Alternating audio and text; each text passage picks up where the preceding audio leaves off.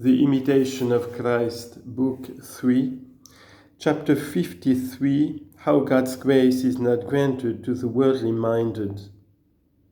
The Voice of Christ. My son, my grace is precious and may not be mingled with worldly concerns and pleasures.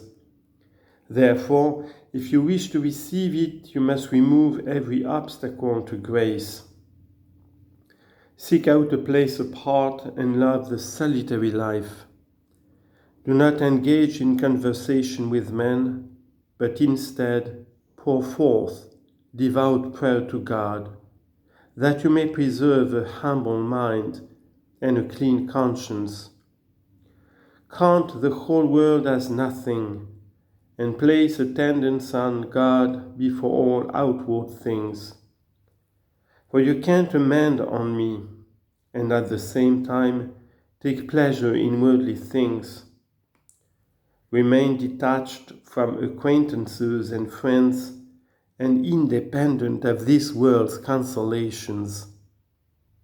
It is for this reason that the blessed Apostle Peter begs all the faithful in Christ to keep themselves as strangers and pilgrims in this world. 1 Peter chapter 2, verse 2. With what confidence will a man meet death, to whom no worldly affection clings?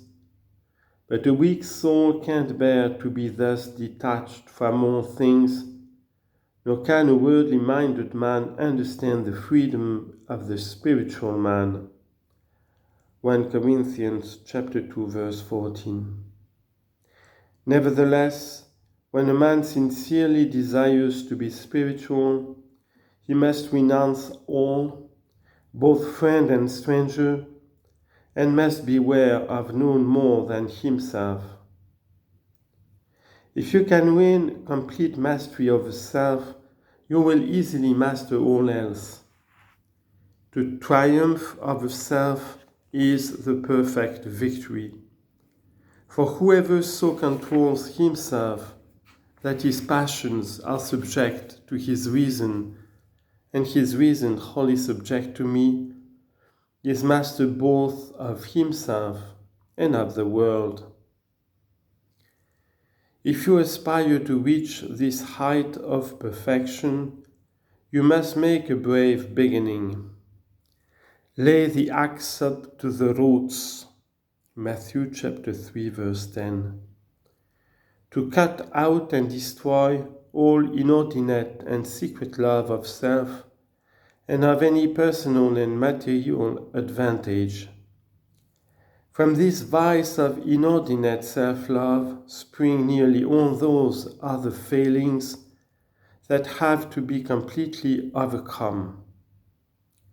But as soon as this evil is mastered and subdued, great peace and lasting tranquility will follow.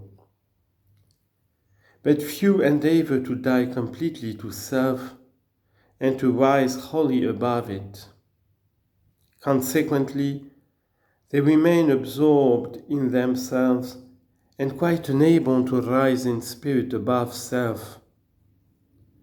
He who desires to walk with me into freedom must mortify all irregular and undisciplined desires and have no selfish longing for any creature.